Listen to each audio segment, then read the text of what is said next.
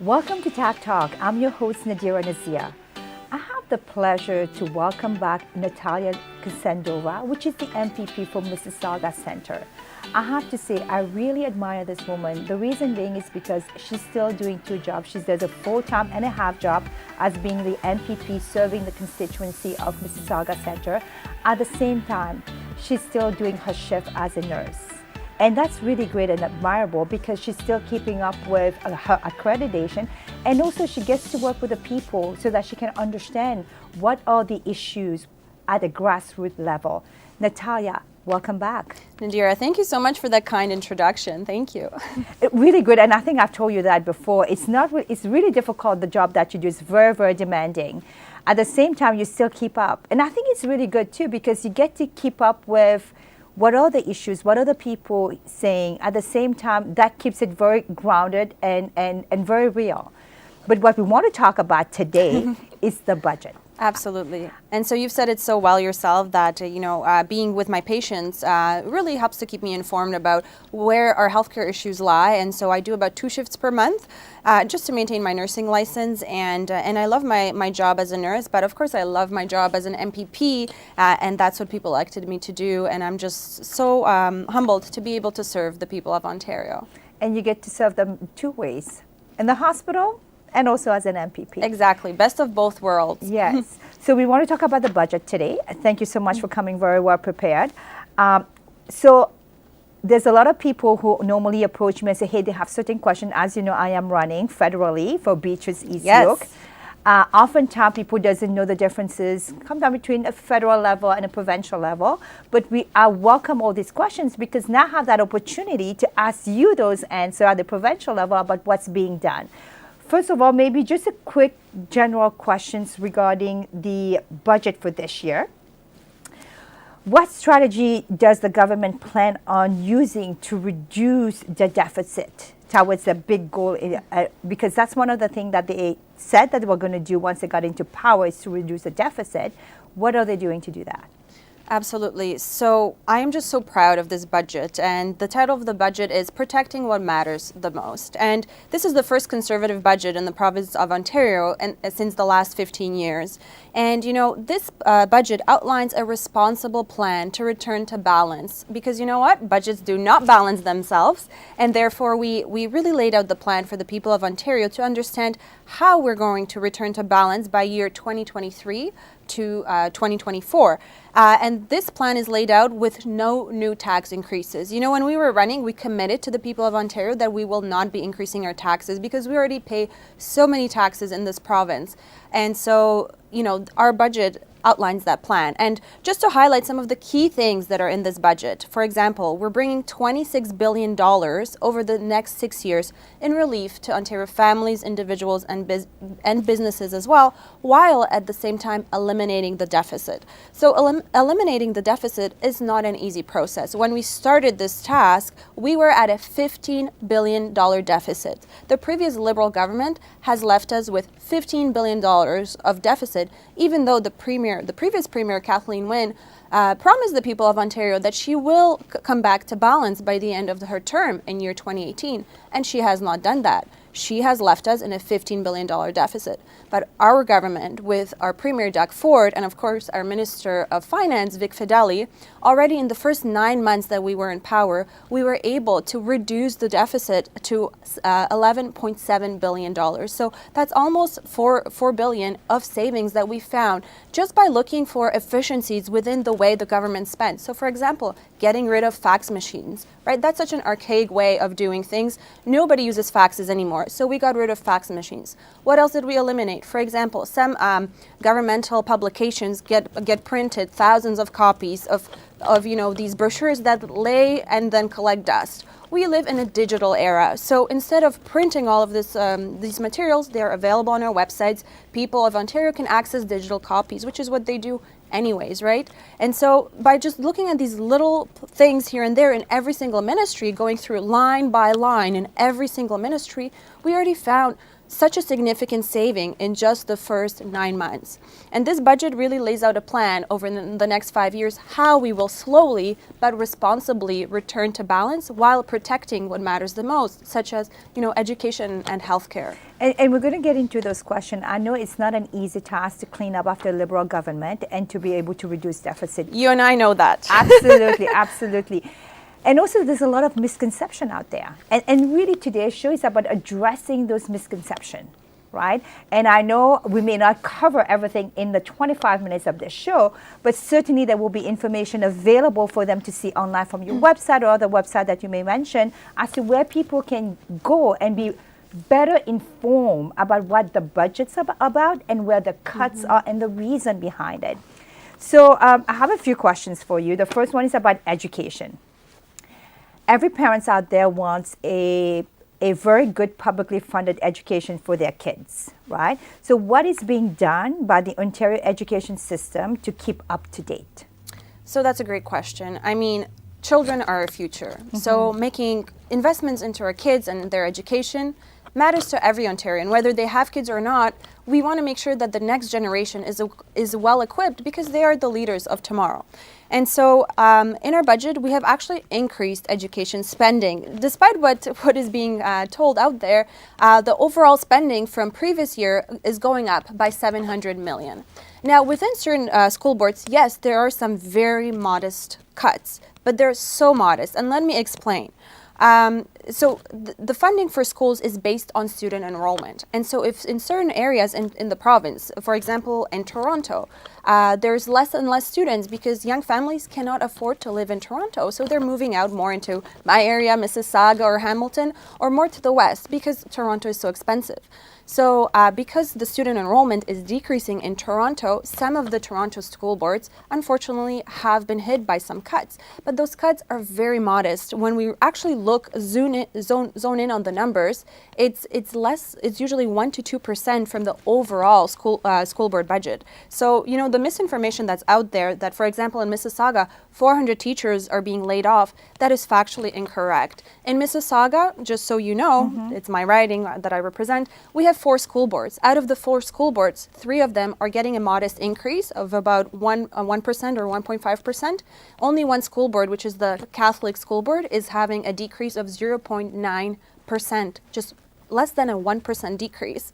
And why? Because there's decreased enrollment in a Catholic school board. And those are the facts, those are the numbers. But even so, it's a huge school board, right? So the Catholic school board, that they have almost $1 billion budget overall. So the 1% decrease is about $8 million. But in the $8 million is spread out through 150 schools.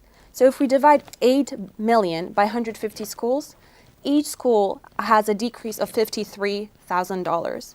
So when we really look at the numbers, people cannot tell me that by decreasing the funding by $53,000 per school, we will be firing 400 teachers. That is factually incorrect, and I just want to assure the parents that 400 teachers will not be losing their jobs in Mississauga.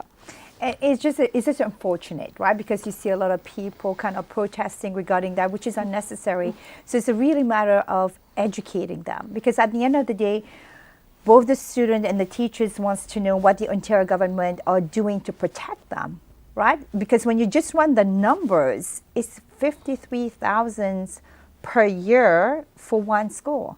It's less than one, like it's probably half of a salary of one teacher. So numbers speak for themselves. And so, when people really want information, they really should look at the numbers and at the budget. And the budget was only released last Friday for the school board. So I'm not sure why school boards were already issuing these redundancy notices to teachers and sort of fueling a little bit of this panic and this scare. But I've already been receiving phone calls from some teachers that have been their redundancy notice has been recalled, and they have assurances that they will be hired when September is coming. They will be still returning back to school. So that's the process right now. School boards are really looking at their numbers, their budgets. They're analyzing their human resources, and most of those redundancy notices that were issued to teachers will now be recalled. For all the teachers and students that are listening out there and the parents, well, here you go. This is the answer. Thank you for that education. You're welcome. And I do have one more question about education, Sure. and then we're going to take a quick break. It's regarding the math score. It's been declining year over year. What is the Ontario government doing about that? So it is very unfortunate because, spending on teachers in our schools have been increasing under the previous government, which is good. We need to invest in our teachers. However, math scores have been consistently decreasing, and we are one of the lowest provinces when it comes to EQAO testing and when it comes to our math scores and literacy scores.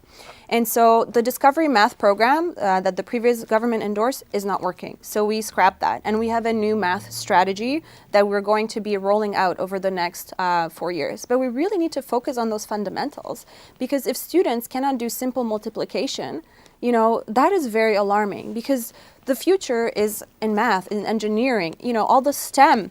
That's the future. That's where we really need to be investing. And that's why we are also introducing a mandatory test for teachers that they have to, all teachers in Ontario will have to pass a test that is basically a grade 6 level. That all teachers are required to have a grade 6 level math competency. I don't think that's asking, to be honest, for too much of our teachers, even if they teach various subjects, to be able to do grade 6 level math. And so I hope that teachers welcome that, because that's important, that we have teachers that have the skills to teach our kids, especially math. Absolutely. And I think because of technology, nowadays everybody has a smartphone and they just use a calculator on it. They're not using their brain, and simply because, and I know technology is becoming an issue with the way that it's being used all the time. It's holding us back in our lifestyle. We don't have that connection anymore. And it's sadly also spilling over from the way that kids are learning, because they're so dependent on that technology, even just to do simple math. Instead of using their brain, oh, let me use a calculator. Exactly. So we need to return to those fundamentals. But one of the things that we're also doing in our classrooms is we ban cell phones. I mean, I think it's... I'm all for that. Honestly, I think it's not rocket science to know that cell phones are distracting. They're distracting for us adults, let alone for students. When I was in high school, and that wasn't that long ago, phones were not allowed. If I had a phone, it would be confiscated by the teachers, even if it was in the hallway, let alone in a classroom. So meanwhile, for some students with special needs, a cell phone can be a good learning tool. And in those circumstances, teachers are more than welcome to allow those students that have those special needs to have the phones on them in the classroom. But in general, we're banning cell phones in the classroom because our kids are distracted and they're texting, they're going on Instagram instead of listening to the teachers. So this is part of our strategy to make sure we return to fundamentals, and we're preparing our kids for the jobs that exist, but we give them the tools that they need to succeed. And also show them how to be focused, because there's a focus issue, right? Because you're so distracting, they're trying to multitask, they can't really focus on the task at hand. I'm in agreement about that. Even for us adults, we need to take a break sometimes from our cell phone. It's healthy to take a break from the technology. On that note, we're going to take a quick break and be right back with Natalia Kusendova, MPP for Mississauga Centre.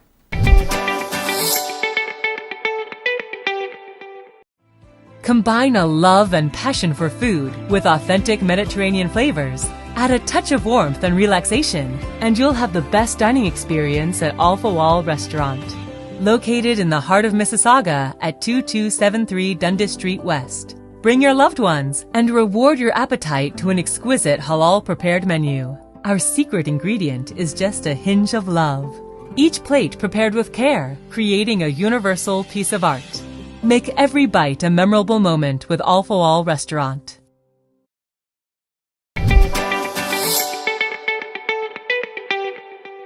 Welcome back, everybody. We are here today with our special guest, Natalia Kusendova, MPP for Mississauga Centre, talking about the Ontario budget. The reason why we're talking about the Ontario budget is because there's a lot of misconception about what it is, a lot of misunderstanding.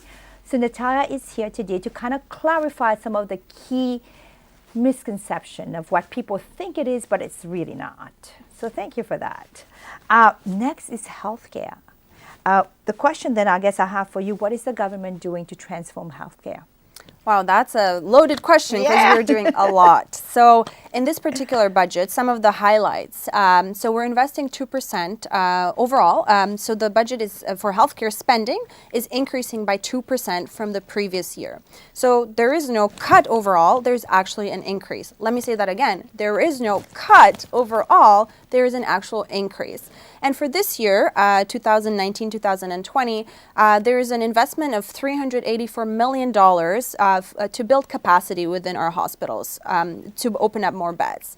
But also we're investing in over the next 10 years, $17 billion in capital and infrastructure grants to renovate some of our hospitals because they're old and they need to be renovated, but also to build some new spaces. Other things that we're doing, we're investing $267 million in home and community care funding. So because we want to make sure that our seniors and people are comfortable living as long as they can in their homes, because we know that patient outcomes are much better when patients are supported in their own spaces. Nobody wants to be institutionalized. Nobody likes being in the hospital. So if they don't have to be, we would prefer for them to actually stay in their home. And how do we achieve that? By providing the right supports, by providing PSWs, registered nurses, physio, all these healthcare professionals, they can come and do the home care services that patients require. Another one that I'm really excited about, because this is a new initiative, is $90 million this year for low-income seniors to be able to access dental care. So we know that in Ontario, 2 out of 3, so 2/3 of seniors actually do not have access to any dental insurance. And, you know, those dental services are very expensive. And for seniors on a fixed income, some of them simply cannot afford to go see their dentist. So, you know, I work in the emergency room, and as a nurse, I see these seniors coming in when things get so bad to the point that they need to seek medical intervention. But we can't fix their abscesses. We can't do those things in the emergency room. All we can do is give them pain medication, and we can give them antibiotics if an infection sets in, and then they go back out with no access to dental care. So by investing this $90 million for low-income seniors, we're hoping to alleviate some of these emergency room visits, which will also help us end hallway medicine. So all of the things that we're doing here, you know, we have a strategy how to end hallway medicine in Ontario. That was one of our campaign promises, and it remains a steadfast priority for this government to eliminate hallway medicine in Ontario. Other investments that we've talked about many times, mental health and addictions. We know we have a rising opioid crisis in Ontario. We know we have a mental health crisis. We don't have enough mental health providers in Ontario. And again, those patients end up in our emergency rooms. Well, mental health patients could be taken care of much more effectively and appropriately in the community by building spaces such as urgent care centers for mental health issues. And so we are developing an overarching mental health strategy, and this year alone we're investing $174 million into that. Which is much needed, because the statistic shows 1 out of 3 people suffer from mental illness, and that could vary as well too, right? Absolutely. You know, mental health is not talked about enough, and it still remains a stigma, but we're hoping to change the dialogue. That's why, you know, Bell Let's Talk Day is so important, and that's why, you know, our minister, Lisa MacLeod, she came out a few years ago and talked about her own mental health struggles, because you know what? It affects people from all walks of life, all religions, all, you know, racial communities, and all professions. Like, you know, even in our jobs as MPPs, there's a lot of stress involved. And so being able to talk about it, I think, is step number 1 to addressing the stigma. And then, well, we also need to create services for people, because it's not enough to just talk about it. Now, where do we go to seek the help? So we do need to create a mental health strategy. We need to normalize it. I think right now it's embarrassing when somebody say they have a mental illness, they think of it as a bad thing. It's not. It's actually healthy to talk about it. It needs to be a normal conversation, just like we talk about exercise and dieting. There you go. But even in my own profession as a nurse and, you know, paramedics, we as healthcare professionals, we know when we're starting to get into those mental health issues, but it's stigmatized even among us. So it's actually an interesting trend that mental health providers do not feel comfortable going out there and seeking out services to help them with their mental health struggles. It's very interesting, because we know the symptoms, we know the signs, yet we are afraid of the stigma, so we don't go and we don't get the help. So anyway, it's a societal issue. It's not just an Ontario issue, but we need to do something to address it. So that's why, we have committed to $1.9 billion over the next 5 years. And this year alone, we're investing $174 million into mental health and addictions. So overall for the health budget, what do you think is a misconception out there? What are you hearing from people, from your constituents that is untrue? So, healthcare is just so complex, and there are so many different stakeholders involved, right? We also have a public health piece. So there's been a lot of talk about public health funding, especially in the city of Toronto. I just wanted to put it out there, there is more to Ontario than just the city of Toronto. Sometimes I feel like the city of Toronto gets all the attention, but there's also the rest of us out there, like Mississauga, that doesn't get talked about as much. So what's been in the news is that we are decreasing public health funding. Yes, we are modestly decreasing the funding because we are, right now there are 34 public health units across Ontario, but we're merging them into 10 because we want them to be more efficient and more effective, and also be able to recruit, professionals, because some of the smaller public health units in Northern Ontario, for example, they have trouble actually hiring nurses because they're so small. So we want to, streamline things and make things more efficient. So we're transforming from 34 public health units across Ontario into about 10. And due to efficiencies. And this will result in these efficiencies. But overall, the public health spending for this year, we're decreasing by $200 million. When we spread that across, 10 units, it's actually not such a huge significant number. And the number for the Toronto Public Health Unit, the change that we're implementing, it's actually 0.3%, 1/3% change of the City of Toronto's overall budget. So it's really a tiny drop in the bucket that we're decreasing the funding. So it's not 10 billion or 1 billion, whatever the Councillor Joe Cressy has been saying, that number is incorrect. It is not $1 billion, okay? And so, we remain committed to funding public health, but we recognize that municipalities have to do their part, and also in the cost sharing of this, and they have done that historically, but they have to continue sharing in the cost. And our government will continue to do our part because we need to fund vaccinations. We need to fund, sexual health clinics, mother-baby clinics for breastfeeding. All of these things are very important. Public health units are protecting Ontarians, and we recognize that, and this work will continue. Yes, there will be some small changes and some small efficiencies, but it is nowhere near to the size of $1 billion. So you've given out a lot of great information here. Where can somebody find it in very bullet points, right? Boom, boom, boom, here's the information. So if you want, you can always request a copy of our budget. It's available, but it's basically on the government website, ontario.ca/budget. You can find all the information about all the different sectors and how it's being spent. Okay. So going back to the theme that I mentioned earlier at the top of the show, is about an education. It's really about educating yourself about what the Ontario budget entails, instead of the rumors and misconception out there. So the information is available on the website for you to educate yourself on it. So we're going to take a quick break, and then we'll be right back.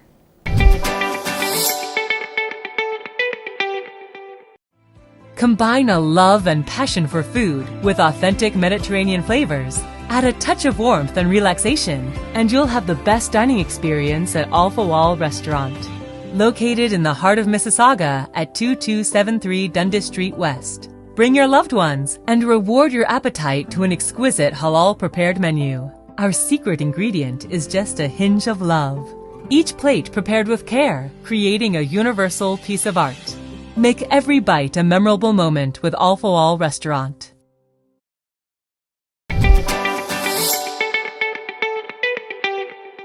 Welcome back, everybody, to Education 101 of the Ontario Budget with Natalia Kusendova. Question for you about the healthcare. What is that transformation process? What does that transformation look like? So our Minister of Health and Long-Term Care, Christine Elliott, has recently introduced and passed Bill 74 the People's Healthcare Act. And I was so lucky to be on that committee because I loved working on that bill. That bill really lays out the plan of how we're going to transform our healthcare. Because right now our healthcare is fragmented. It's not working. Hallway medicine is alive and well in Ontario. I know because I work those shifts. I work those shifts in a hallway for 12, 13 hours, taking care of bedridden patients that really should be in a room, but because there are no beds available, they end up in a hallway. We have long wait times to see a specialist or to even see a physician in the emergency room. So our plan in Bill 74, the People's Healthcare Act, really lays out the framework of how we're going to do it. So just really quickly, because there's a lot in there, but what we've done with this bill, so we have merged the 14 local health integrated networks which existed into one. Because what we found with the 14 LHINs, as we call them, they did not work properly because they fragmented our healthcare, because each one of them had their own standards. So for example, depending on where a patient lived in Ontario, one patient would get 5 hours of care through home care, through the CCAC, and if another patient lived across the street in another boundary, they would get 7 hours. So it wasn't standardized and it wasn't equitable. So, and also the bureaucracy in these LHINs, they actually cost taxpayers a lot of money. And so we've merged those 14 local integrated health networks plus 6 other government agencies such as Cancer Care Ontario, Trillium Gift of Life into one. And this new agency is called Ontario Health, and it is one place for funding, transparency, and accountability. Instead of having 14 plus 6, so 20 different agencies, we have one. So we're streamlining everything. But also we're introducing, KPIs, making sure that the funding that we're spending in healthcare actually produces the results, and we're measuring those results, right? We're not just throwing money, we're measuring the results. Well, it's great that the government is having their own scorecard. It's fantastic very to have important. A scorecard. Yes, absolutely. And just as a curiosity, did you know that in the Ministry of Health there is something like 4,000 transfer payments? That's a lot of bureaucracy that does not need to happen. And each one of the LHINs had their own leases. We need to streamline things, and this is the role of government that needs to play. So by merging into this one Ontario Health, we have one place for funding, transparency, accountability. But through Ontario Health, we are introducing what is called Ontario Health Teams. And these Ontario Health Teams, there will be between 30 to 50 in Ontario. They will be local teams that will form. So they will basically involve primary care, long-term care, home care, mental health care, and any other services. It'll be like a bundle of services, one-stop shop. So these teams will be responsible for their patient 24/7. So it's not like now you go to your family doctor at 5 o'clock, see ya, you can't see anyone. No, they will be available to the patient 24/7. And more importantly, the same team will be responsible for the patient regardless if they're at home, like getting home care, or if they are in a hospital, or if they are in long-term care. It's the same team. So the same team follows you no matter where you are. So your care is not centered around the brick and mortar where you happen to be. It's really, truly centered around you. Because our patients were frustrated. Every time they go to a new healthcare provider, they have to start their story from scratch. They have to repeat 10,000 times to each healthcare provider. Now it's going to be one team responsible for you no matter where you go. Another part, we're introducing electronic health record. I mean, this should be a no-brainer that in this day and age, we should have a seamless electronic patient record so that, again, doctors can seamlessly log into a portal and see your information. So if you're in the emergency room, you can see the information from the family doctor. It's such a no-brainer, right? And it will actually reduce the cost because we will not need to be doubling the tests. The doctors will see the diagnostics from last week. If the patient already had their blood work done, they will check the scores, they will check the numbers, and maybe not have to do it again. But right now, we don't have that. So emergency room physicians have to order everything. They order blood work, they order diagnostics. These are real tangible cost savings that we can have. And also, it's just great to have an electronic patient record that patients will be able to access. What a revolutionary idea that you can actually access. Welcome to 2019, technology, the era of technology. It's actually really great because at the end of the day, everybody has a smartphone. And would patients be able eventually to have a certain level of access to their information as well too? So that is the plan, for patients to be able to access and own their electronic health record without having to pay $20 fee to their family physician or whatever fee to the hospitals. This is the idea, that patients are empowered to have their healthcare information. Absolutely. So I'm just so excited about this bill,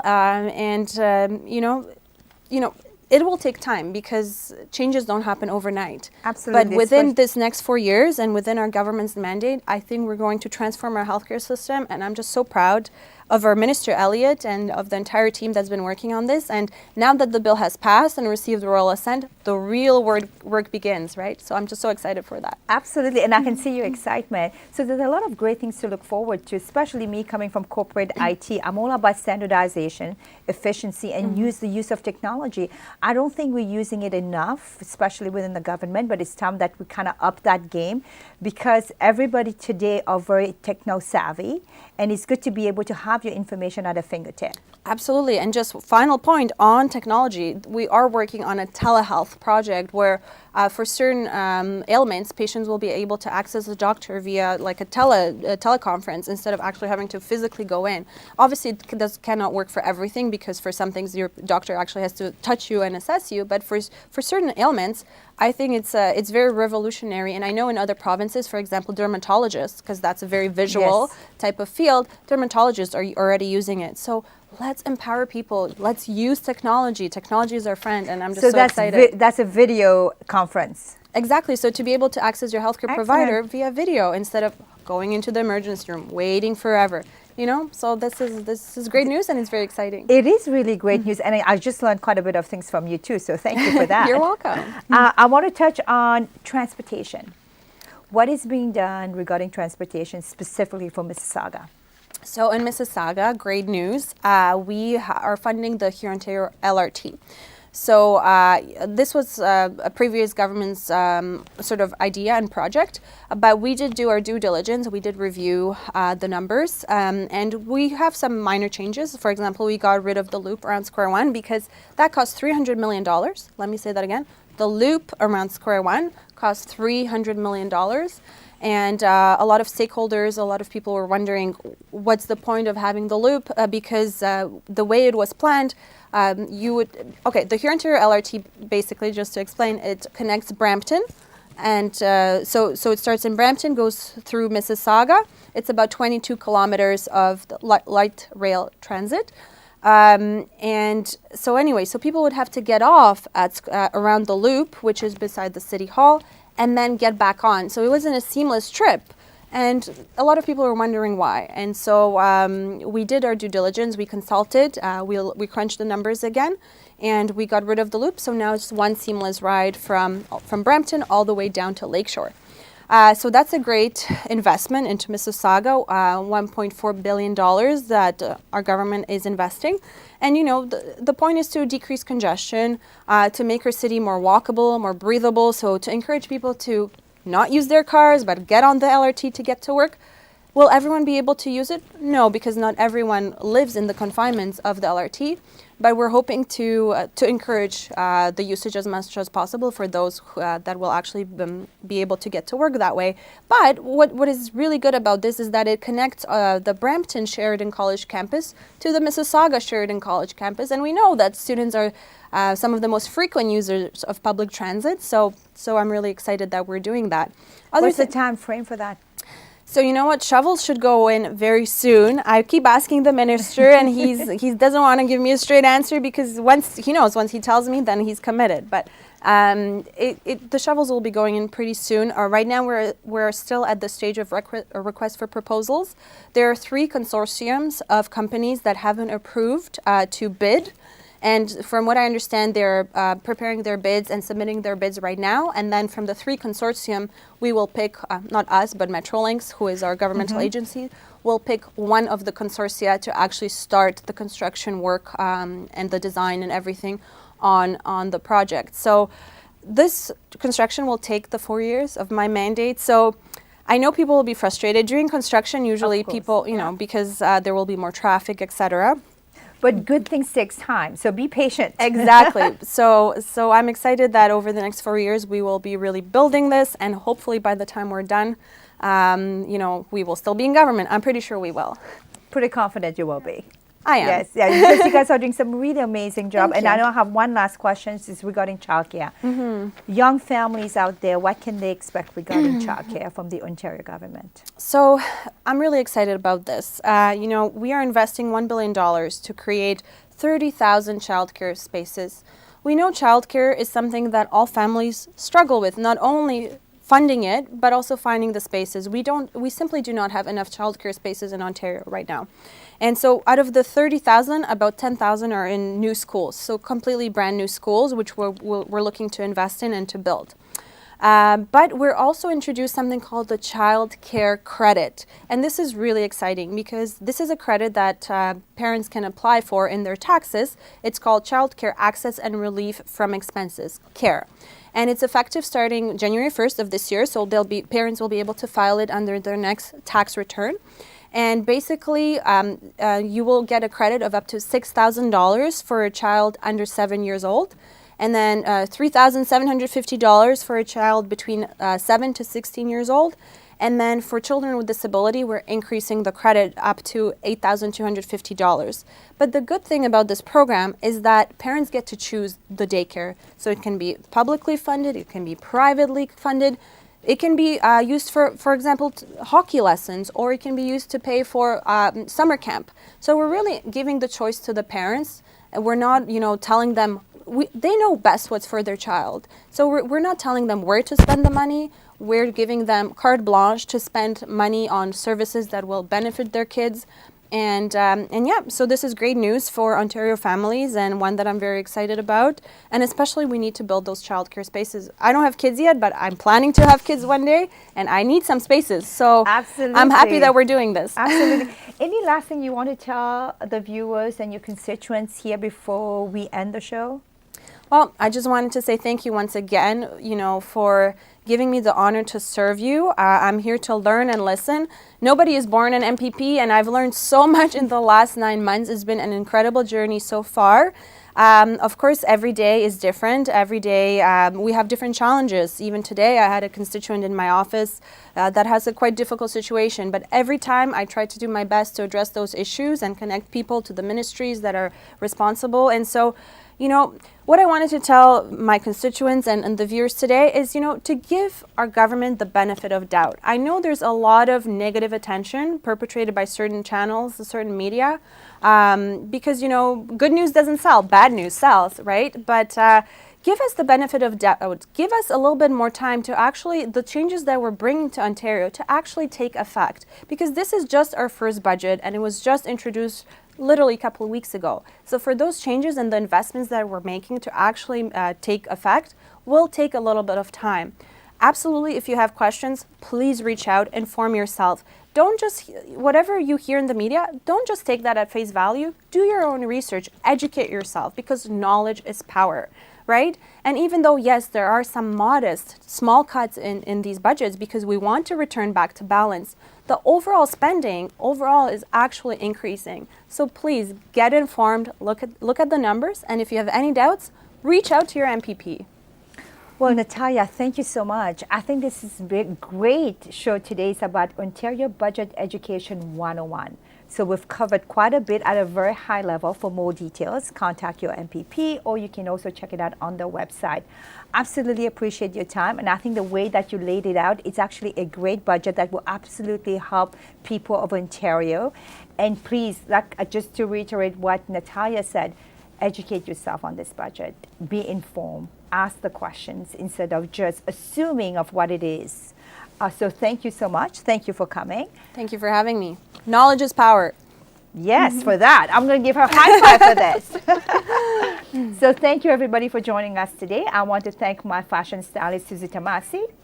Her website is SusieQJewels.com, and a portion of her proceeds goes to the Women's Shelter. And also my wonderful makeup artist, Miley. Thank you so much for the wonderful work today. And please do follow me on Instagram, subscribe to TAC TV, and until next time, stay positive and start believing.